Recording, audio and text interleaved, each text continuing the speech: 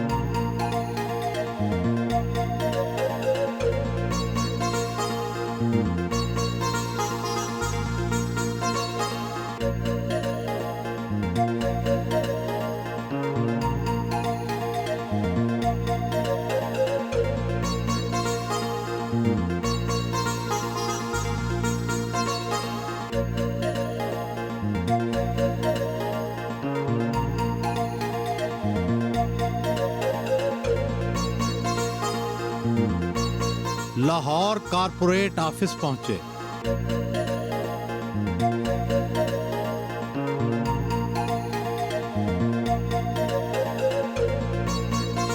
उनके जदीद कुशादा दफातर उनके अच्छे ज़ौक़ के आईनादार हैं।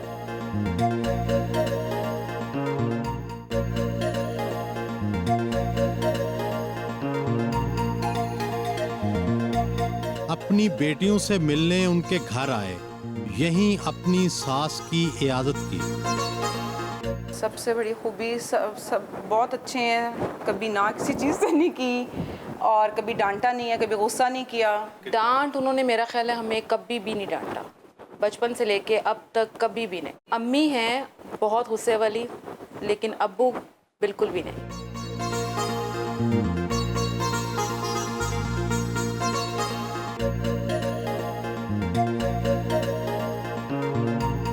शादी को कितने बरस गुजर गए, लड़ाई झगड़े तो बहुत हुए होंगे। शादी को जी 37 साल हो गए आज, और लड़ाई झगड़े भी होते रहते हैं, झूठ बहुत बोलते हैं बस, और कभी किसी बात पे नहीं हुई। बेगम के साथ सारा सच बोलें तो तभी काम नहीं चलता। बिजनेसमैन को चीज़ें अपने पेट में रखनी चाहिए, ना कि मुंह से बोलनी चाहिए।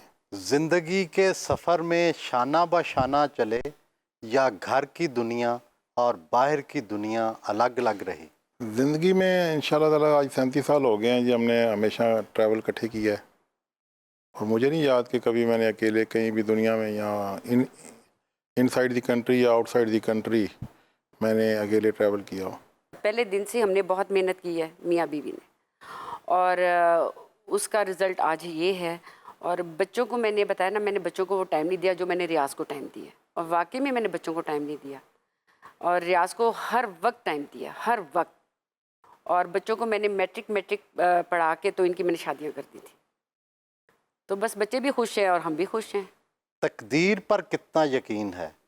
क्या दौलत तकदीर से मिलती है या तदबीर करने से?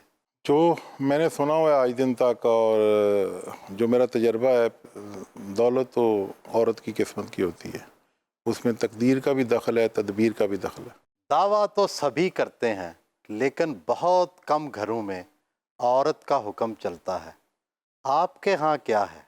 मेरे घर में तो इसका चलता है, लोगों का मुझे पता नहीं मेरा तो ऑल ओवर, मतलब मैं घर में भी होती हूँ, बाहर में भी होती हूँ मैं, मतलब, लेकिन अब मैंने छोड़ दिया थोड़ा सा इसको, कि अब इतना बड़े स्केल पे काम हो गया कि अब मैं पूरा नहीं इसको लुक आफ्टर कर सकती।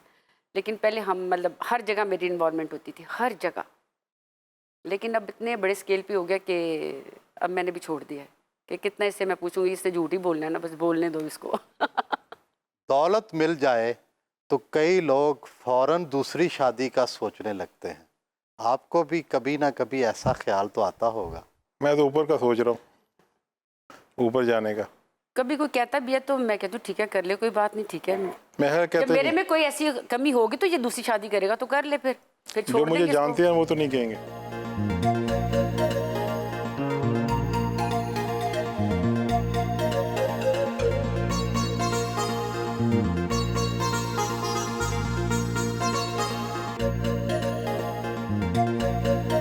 लाहौर में अपने हाउसिंग टाउन पहुंचे।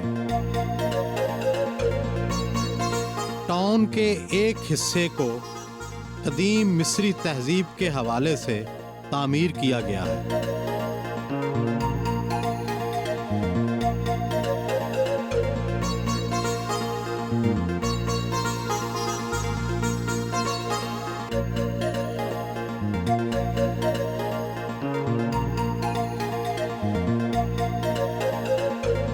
टाउन में वाक़े जदीद अस्पताल का दौरा किया।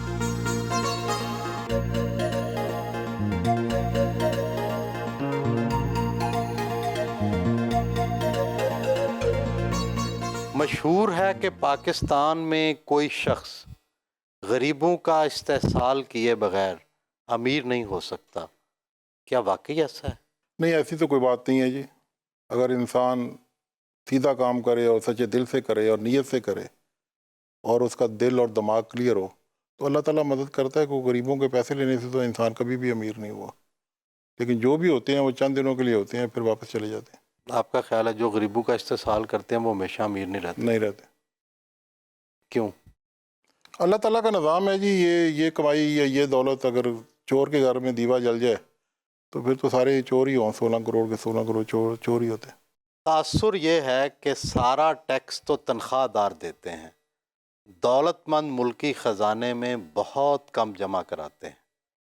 आप अंदाज़न सालाना कितना टैक्स देते हैं? जहाँ तक दौलतमंदों का तल्लक है उसके मतलब तो आपने ठीक कहा है कि वो टैक्स नहीं देते। मेरा ख्याल है बैरिया टाउन ने अभी तक कोई 4 बिलियन से ऊपर टैक्स दिया होगा। आप पर इल्ज़ाम है कि आपके पास ज़मीन और प्लाट तो कम है, लेकिन आपने उससे कहीं ज़्यादा बेच दिए। मैं आज भी कहता हूँ कि अल्लाह के करम से हमने जितने प्लाट और घर बेच दिए हैं, 2 दफ़ा इतने और बेचें तब भी ज़मीन ख़त्म नहीं होती। और DHA को भी हम ही ज़मीन दे रहे हैं, जहाँ पर हमार बन रहा है वो भी हमारी ज़मीन है। मुख्तलिफ़ एजेंसियों ने कई बार तहकीकात की, एक बार तो आपके वारंट भी जारी हो गए। असल कहानी क्या थी? असल कहानी का तो अभी तक मुझे भी पता नहीं है जी। और मैंने तो जब से बैरिया टाउन शुरू किया मुझे तो ये समझ नहीं आती कि हमने अल्लाह के करम से इस मुल्क में बनाया है, कोई तोड़ा नहीं है। मुल्क को तोड़ने वालों को पकड़ा जाता है, बनाने वालों को नहीं। हमने इस मुल्क में घर बनाए हैं, स्कूल बनाए हैं, हॉस्पिटल बनाए हैं, कमर्शियल सेंटर बनाए हैं, पार्क बनाए हैं और एक अच्छी लिविंग लोगों को दी है। अगर ये बनाना जुर्म है तो मैं चाहता हूँ कि 4-5 इंक्वायरियाँ और होनी चाहिए। पाकिस्तान में कोई फाइल आगे नहीं बढ़ती, कुछ ना कुछ लगाना ज़रूर पड़ता है। आप क्या करते हैं? मैं जनाब उस फाइल के नीचे पहिए लगा देता हूँ और फाइल जल्दी से बाहर आ जाती है।